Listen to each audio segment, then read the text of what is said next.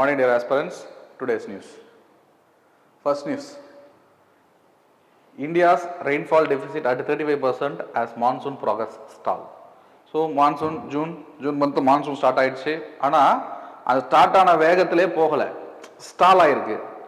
So அதோட result என்ன ஆகுதுன்னா, நார்த் இந்தியா, நார்த் வெஸ்ட்டை தவிர்த்து north east, central India, southern India எல்லா இடத்துலையுமே the amount of rainfall which should be getting அந்த அமௌண்ட் வந்து ரிடக்ஷன் ஆயிருக்கு, which results in drought persistent in this area. இதுதான் நியூஸ்.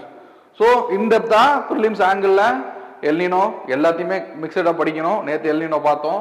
ஸோ இன்னைக்கு இந்த ரெயின்ஃபால் டெபிசிட் அந்த ஆங்கிளில் பார்க்கலாம். ரைட், இதில் சம் டேட்டாஸ் கொடுத்துருக்காங்க. அபவுட் 35% டெபிசிட் அப்படின்னு சொல்கிறாங்க. ரைட், இன் டேட்டாஸ் சென்ட்ரல் இந்தியாவில் -61% அப்படின்னா டெபிசிட் இவ்வளோ ஆயிருக்கு. இந்த 61%ங்கிறது கம்பேர் ஆவரேஜாக கம்பேர் பண்ணி வைப்பாங்களா இயர்லி, அதில் ரிடக்ஷன் இந்த டைமில், ஓவராலாக இல்லை இந்த டைமில்.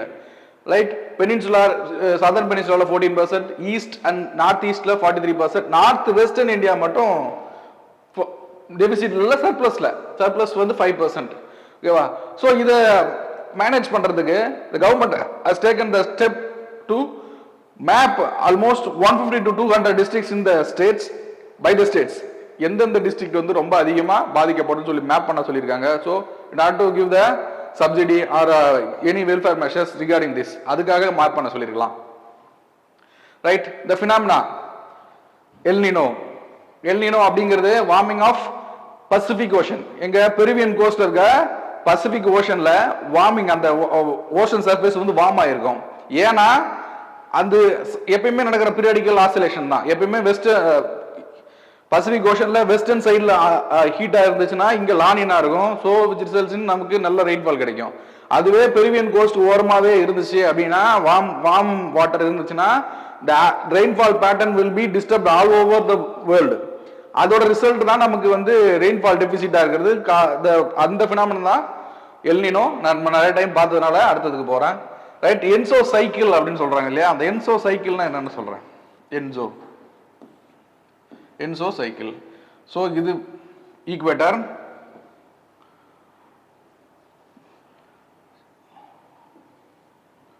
ஆஸ்திரேலியா, சவுத் அமெரிக்கா, சைனா, இந்த இங்க இருக்கு இல்லையா சைனா, இந்த சைனா இல்லை, ஸோ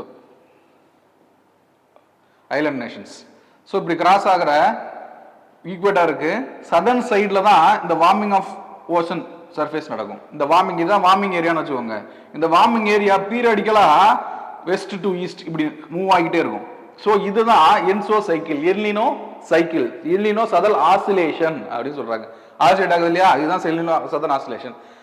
சூப்பர் எல்னினோ அப்படின்னா இந்த வார்மிங் ஆஃப் வாட்டர் இன்டென்சிட்டி வந்து ரொம்ப அதிகமாகும், which result in drought வந்து இந்தியாவில் இன்னும் அதிகமாக இருக்கும். ஸோ பீரியடிக்கலாக ஒரு 15 to 10 இயர்ஸுக்கு இந்த மாதிரியான எல்னினோ வந்து சூப்பர் எல்னினோவா வர்றதுக்கு வாய்ப்பு ஜாஸ்தி. 2015ல இதுக்கு முன்னாடி வந்துச்சு, அதுக்கப்புறம் இப்போ மறுபடியும் வந்திருக்கு.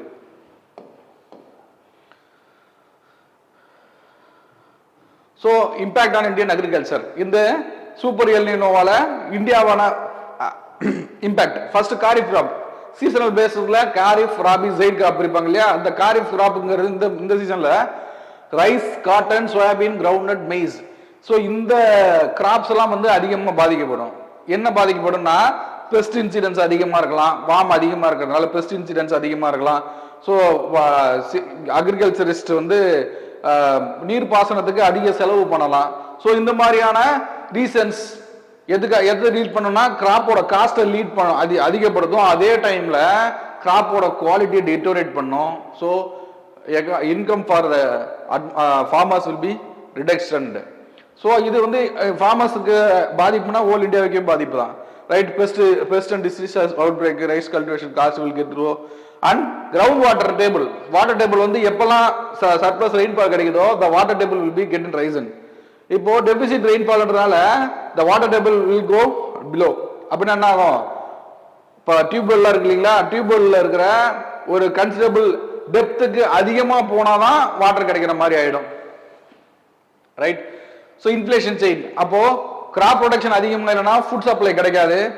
இன்கம் இல்லை அப்படின்னா ஃபார்மர்ஸ் பாதிக்கப்படுவாங்க, which results in crop reduction அப்படின்னா low high demand low production, அப்போ இன்ஃப்ளேஷன் சைக்கிளுக்கு வழிவகுக்கும். So inflation retail food prices increase ஆகலாம். ஓகேவா? ஐசிஆர்ஏ வந்து இதை ஃபிளாக் பண்ணியிருக்காங்க. ஸோ சிச்சுவேஷன் வேர்ஸ் ஆகலாம்னு சொல்லி ஃபிளாக் பண்ணியிருக்காங்க. Second news, world is suffering from shortage of trust, Modi tells G7 leaders at outreach session. G7 meet, global 7 அப்படிங்கிற மீட் வந்து பிரான்ஸ்ல இப்போ நடந்துச்சு. Global leaders from the main countries have arrived at that and conducted the session. So அதில் நம்ம prime minister mister Modi வந்து participate பண்ணாங்க. அவங்க சொன்ன ஸ்டேட்மெண்ட்னா, வேர்ல்டில் resources is not problem, the trust between the countries R the problem அப்படின்னு சொல்லி pronounce பண்ணியிருக்காரு. ஸோ ஏன்னா இப்போ இந்த டைமில் தொடர்ந்து வார் நடந்துகிட்டே இருக்கு இல்லையா, ரஷ்யாவுக்கும் உக்ரைனுக்கும் நடந்துகிட்டு இருக்கு, ஈரானுக்கும் யூஎஸ் இஸ்ரேல் நடந்திருக்கு. ஸோ இந்த மாதிரியான சுச்சுவேஷனில் ட்ரஸ்ட் இல்லை அப்படிங்கிறத கோட் பண்ணியிருக்காரு. ரைட், பைலேட்டரல் மீட்டிங், அதே அந்த G7 மீட்டுக்கு வந்த இடத்துல பைலேட்டரல் மீட்டிங் யார் யார் கூட அப்படின்னா, மிஸ்டர் ட்ரம்ப் யூஎஸோட பிரசிடென்ட், அதே டைம்ல இந்தியா கனடாவோட பிஎம் வந்து கேர்னே அவருடைய மீட்டிங். ஸோ நம்ம இந்தியன்ஸ் 3 இந்தியன்ஸ் வந்து யூஎஸோட அட்டாக்ல இறந்தாங்க. அதுல இருந்து நம்ம மோடி வந்து நம்ம பிஎம் வந்து அவரை மீட் பண்ணவே இல்லை, யாரும் ட்ரம்ப் மீட் பண்ணவே இல்லை. அதுக்கப்புறம் இது ஒரு மீட்டிங். பட் ஆனா கன்சிடரபிளா எந்த ஒரு அவுட்புட் எதுவும் வரல. ஒரு கம்பைன்டு டெசிஷனோ இல்ல கம்பைன்டு பிரஸ் ஸ்டேட்மெண்ட்டோ எதுவுமே ரிலீஸ் பண்ணல. பட் இந்தியாவும் கனடாவும் free trade agreement already sign பண்ணியிருக்காங்க. அந்த ப்ராசஸ் போயிட்டு இருக்கு. அதுல சில இம்ப்ரூவ்மெண்ட் பார்க்க முடியுது. Right, we have to read about G7. what is G7? G7ங்கிறது ஒரு அக்ரிமெண்ட்னாலேயோ ஒரு பேக்ட்னாலேயோ சைன் ஆனதில்ல, ஒரு காமன் அண்டர்ஸ்டாண்டிங்னால மேஜர் எக்கானமிஸ் எதுலாம் இந்தியா வேர்ல்டுல ரொம்ப பவர்ஃபுல் எக்கானமிஸோ like Canada, France, Germany, Italy, Japan, United Kingdom, United States, இதெல்லாம் தான் G7. இந்த கண்ட்ரிஸ்லாம் சேர்ந்து எப்படின்னா ஒரு எக்கனாமிக்கலா ஒரு டிசிஷன் எடுக்கிறது, ஒரு கண்ட்ரிக்கு இன்னொரு கண்ட்ரிக்கு பாதிப்பு இல்லாமல் எடுப்பாங்க. ஸோ இது ஒரு இன்ஃபார்மல் குரூப் தான், பைண்ட் பை எனி அக்ரிமெண்ட் அப்படிலாம் எதுவும் இல்லை, ஒரு இன்ஃபார்மல் குரூப் தான். ரைட், இப்போ இந்தியா வந்து இல்லை மெம்பரான்னு கேட்டால் இல்லை, India is not member and rotating presidency, இந்த கண்ட்ரிஸுக்குள்ள பிரசிடென்சி டிரான்ஸ்ஃபர் ஆகிட்டு இருக்கும். ஸோ இந்த டைம்ல France, India is not the member, அது கன்ஃபார்ம் தெரிஞ்சிருக்கணும். ரைட், இந்தியா அண்ட் கனடா சீபாங்கிறது comprehensive economic partnership agreement. Free ட்ரேட்ல ஒரு ஹையஸ்ட் ஒரு அடுத்த ஸ்டெப்னு சொல்லலாம். என்னன்னா ஃப்ரீ ட்ரேட்ல கூட்ஸ் மட்டும் டிரான்ஸ்ஃபர் ஆகும். இங்க ஃப்ரீ ட்ரேட்ல கூட்ஸ் அண்ட் சர்வீஸ் மட்டும். பட் ஆனா இங்க ஐபிஆர், இன்டெலெக்சுவல் ப்ராப்பர்ட்டிஸ், அதாவது ஒரு கண்டுபிடிப்பு, அந்த மாதிரியான பேட்டன்ட் ரைட்ஸ் உள்ள பொருட்கள், டிஜிட்டல் ட்ரேடு, இன்வெஸ்ட்மெண்ட்னா அது அட்ஜுடிகேஷன், அதுவுமே வரும். ஸோ இவ்வளோ ஒரு expanded version of free trade அக்ரிமெண்ட்னு வச்சுக்கோங்க. அதுதான் இந்த சீபா. ஆல்ரெடி நம்ம சைன் பண்ணியாச்சு. ஆனால் 2010 ஸ்டார்ட் பண்ணது, சைன் பண்ணியாச்சு. பட் ஆனால் ப்ராசஸ் இன்னும் முடிவு கிடைக்கல, ஆன்கோயிங் ப்ராசஸ். எப்படி இந்தியா யூரோப்பியன் யூனியனுக்குள்ள FTA சைன் ஆகி இன்னும் பார்லிமெண்ட்ல பாஸ் பண்ணாமல் இருக்கும், சேம் அதே ஸ்டேஜில் தான் இருக்கு. சரி, இதே டைம்ல அடிஷனல் இன்னொரு நியூஸ் என்னன்னா, இந்தியன் ஓஷன் ரிம் அசோசியேஷன்ல IORல கனடா பார்ட்டிசிபேட் பண்றதுக்கு லெட்டர் கொடுத்துருக்காங்க, நாங்களும் வந்து ஜாயின் பண்ணிக்கிறோம் அப்படிங்கிறது. ஸோ நம்ம Indian leaders and IOR, Indian ocean region leaders என்ன சொல்றாங்க, முடிவு பண்றாங்கன்னு தெரியல, பார்க்கணும். Right, third news, supreme court seeks response from centre states on Aadhaar misuse. Aadhaar தொடர்ந்து கரண்ட் அஃபேர்ஸ்ல எப்பயுமே இருந்துகிட்டே இருக்கிறது தான், புட்டசாமி ஜட்ஜ்மெண்ட்ல இருந்து எல்லாமே. இந்த டைம்ல இப்ப ஏன் இருக்கு அப்படின்னா, ஸ்டேட் கவர்மெண்ட் சென்ட்ரல் கவர்மெண்டோட வெல்ஃபேர் ஸ்கீம்ஸ்க்கு ஆதார் மேண்டேட்டரி இல்லை அப்படின்னு ஒரு ப்ரொவிஷன் இருக்கு. அதே டைம்ல செக்ஷன் 9 நினைக்கிறேன், ஆதார் ஆக்ட்ல செக்ஷன் 9ல governments can ask for the Aadhaar for the welfare schemes இருக்கு. ஸோ அப்போ கான்ட்ரடிக்ஷன் ஏரியா இருக்கு. ஸோ இது கேட்டு ஃபைல் பண்ணியிருக்காங்க கோர்ட்ல. ஸோ கோர்ட் ப்ரொனவுன்ஸ் பண்ணது என்ன, ஆதார்னா என்ன அப்படிங்கிறது கன்ஃபார்ம் தெரியணும். Aadhaar act 2016. So section 9. So என்னன்னா, இந்த ஆதார் வந்து வெல்ஃபேர் ஸ்கீம்கே மேண்டேட்டரி இல்லை. பட் அதே டைம்ல இப்ப சிட்டிசன்ஷிப் இம்போஸ் பண்ற, சிட்டிசன்ஷிப்பை கன்ஃபார்ம் பண்ற எலக்டோரல் ரெஜிஸ்ட்ரேஷன்ல அதுல வந்து ஒரு ஃபார்மை ஃபில் பண்றதுக்கு ஆதார் கேட்கறாங்க. அப்போ இது கான்ட்ரடிக்ஷன் ஏரியா இருக்கா? மேண்டேட்டரி இல்லைன்னு சொல்ற ஒரு பாயிண்ட் இருக்கு, அதே நேரத்தில் எலக்டோரல் ரோலுக்கு ஆதார் கேட்குறாங்க. ஸோ இதுதான் இங்கே இஷ்யூ ஆயிருக்கு. ரைட், அந்த எலக்டோரல் ரோலுக்கு அந்த கேட்குற ஆதார் கேட்குற ஃபார்ம் என்னன்னா form 6. Form 6 new member as எலக்டோரலில் சேர்க்கறதுக்கு தான் ஃபார்ம் 6. ஸோ இதில் தான் ரைட். What is Aadhaar?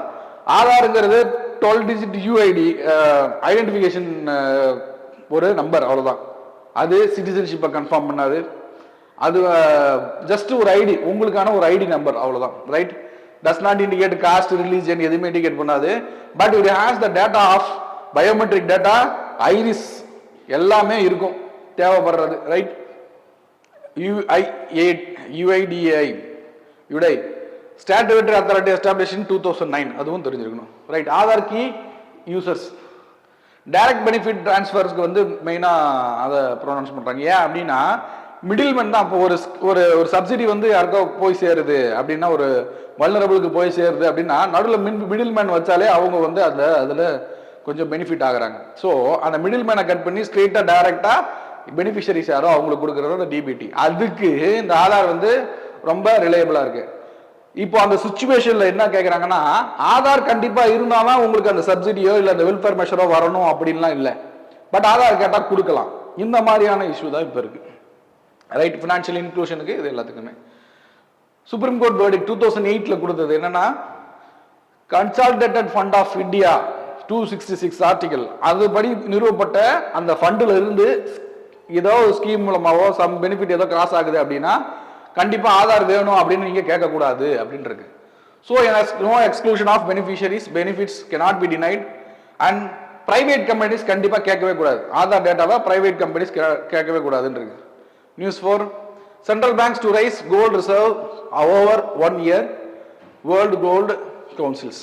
என்னன்னா, இந்த வேர்ல்டு கோல்டு கவுன்சில் அப்படிங்கிறது எவ்வளோ கோல்டை மைன் பண்றாங்க, எந்த கண்ட்ரிக்கு எவ்வளோ கோல்டு போகுது அப்படின்னு சொல்லிட்டு இந்த டிஸ்ட்ரிபியூஷன் அந்த டிமாண்டை ஒரு மாதிரி ஸ்ட்ராட்டஜிக்கலா ரெடியா வச்சுக்கிற கம்பெனி, ஒரு ஆர்கனைசேஷன். அந்த ஆர்கனைசேஷன் டேட்டா என்னன்னா, சென்ட்ரல் பேங்க்ஸ் இந்தியா மட்டும் இல்ல, வேர்ல்டுல இருக்க எல்லா கண்ட்ரியோட சென்ட்ரல் பேங்க்ஸோட இருக்கிற கோல்டு ரிசர்வ் வந்து அதிகமா இருக்குன்னு சொல்றாங்க. அப்படின்னா என்ன அர்த்தம்? கோல்டோட வேல்யூ இன்னும் அதிகமாக தான் ஆகும், குறையாதுன்னு அர்த்தம்.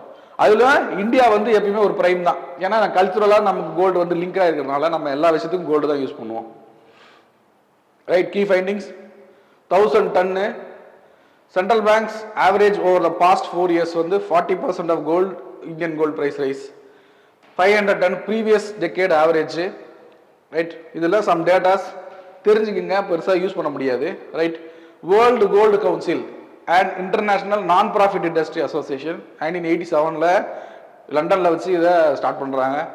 Market research, policy advocacy, investor awareness, இதெல்லாம் தான் அதோட. RBI and mandatory bank reserves.